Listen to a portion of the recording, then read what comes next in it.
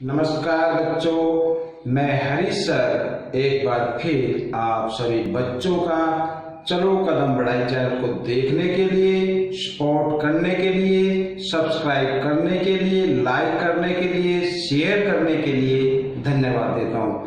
बच्चों, मैं जब आपके कमेंट्स पढ़ता हूँ तो कुछ बच्चों के कमेंट्स आए, मुझे बड़ा दुख हुआ। वो बच्चे बहुत नाराज हैं। उन्होंने कहा कि सर आप वीडियो कंटिन्यू नहीं डाल रहे हैं और हम बहुत परेशान हैं। तो बच्चों, मैं आपसे प्रॉमिस करता हूं कि मैं अब कोशिश करूंगा कि हर संडे टू संडे आपको मेरी वीडियो आपको देखने को मिले। तो बच्चों, और आपके इन कमेंट्स को पढ़कर मुझे बड़ी एनर्जी मिलती है और फिर मैं बड़े उत्साह से अपने बच्चे समझकर मैं आपके लिए वीडियो अपलोड करता हूं।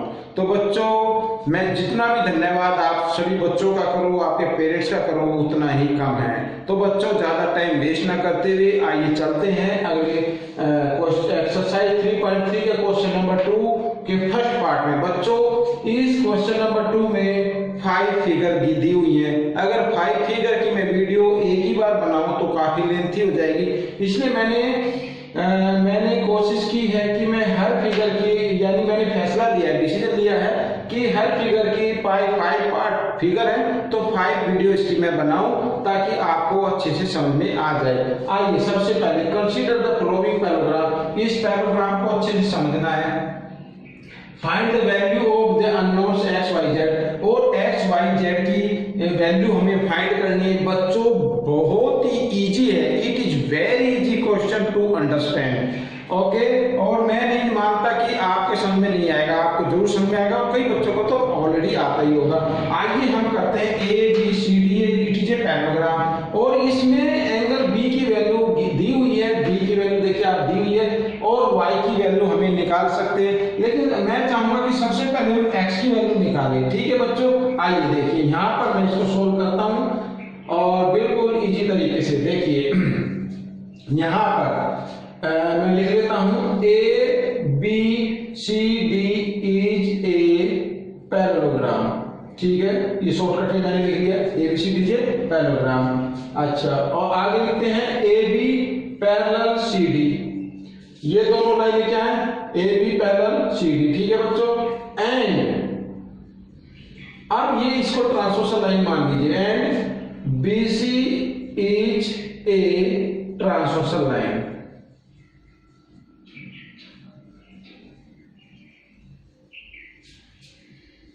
ये देखिए, ठीक है।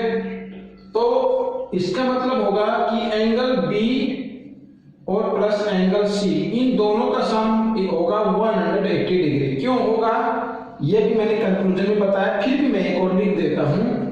The sum of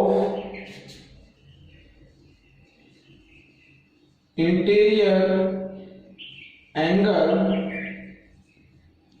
the sum of interior angle of same side of the transversal line।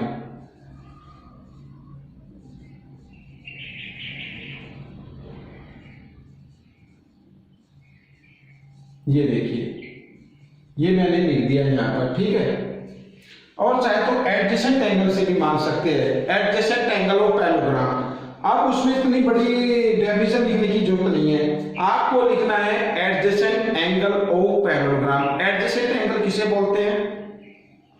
जिसमें वन साइड कॉमन लगती हो। अब ये साइड एक्स और जब प्लस वाई, इसमें ये बी सी कॉमन साइड है क्योंकि एंगल एक्स पर भी लगती है और ये 100 डिग्री पे भी लगती है। तो इस टाइप से एडजेसेंट एंगल भी आप इसमें लिख सकते हैं।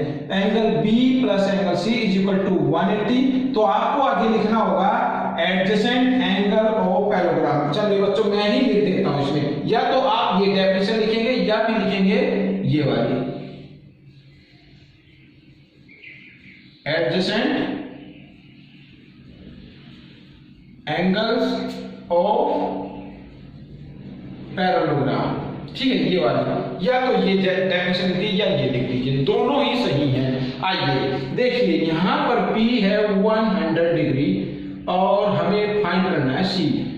तो ये देखिए अब 100 डिग्री के सामने कोई साइन नहीं है तो प्लस का है, और प्लस के नंबर को जब हम इधर राइट हैंड की तरफ लेके आएंगे तो हो जाएगा माइनस में। तो एंगल सी की वैल्यू आ जाएगी यहाँ पर 180 माइनस 100, तो आ गया आपका सी। और सी कितने का है देखिए बच्चों, मैं इसकी जगह एक्स लिख देता हूँ और x आ जाएगा आपका 80 डिग्री का।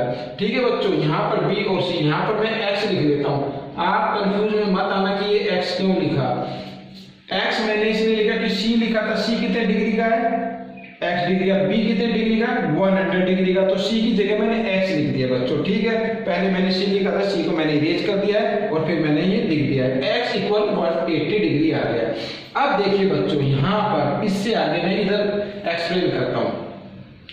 एंगल C इक्वल है एंगल A, ठीक है, अपोजिट एंगल ऑफ पैरेललोग्राम लिख देते हैं बच्चों। ये जो कंक्लूजन मैं लिख रहा हूं, ये डेफिनेशन लिख रहा हूं, ये लिखनी जरूरी होती है, आपको भी लिखनी चाहिए। अपोजिट एंगल्स ऑफ पैरेललोग्राम, ये ठीक है। C आपका आ गया एक्स, C है x का और A है z का, और x की वैल्यू क्या है बच्चों, 80 डिग्री इक्वल z, तो आप इसको z इक्वल 80 डिग्री ऐसे भी लिख सकते हैं। ठीक है बच्चों, अब ये देखिए एंगल B, यहां पर एंगल B इक्वल है एंगल D के। क्यों इक्वल है, यही कंक्लूजन आएगा, अपोजिट एंगल्स ऑफ पैरेललोग्राम।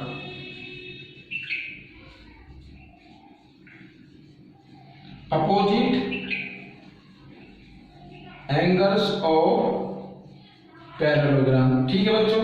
और B आपका है 100 डिग्री और D है आपका Y, तो Y आ गया 100 डिग्री, और आप इसको चाहे तो इस प्रकार भी लिख सकते हैं, दोनों ही तरीके सही हैं। तो बच्चों ये था फर्स्ट पार्ट, कंप्लीट हो गया।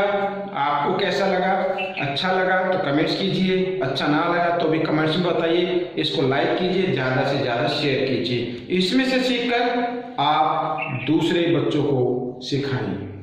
चलो कदम बढ़ाएं, देश को शिक्षित बनाएं। मिलते अगले पार्ट में, तब तक के लिए धन्यवाद।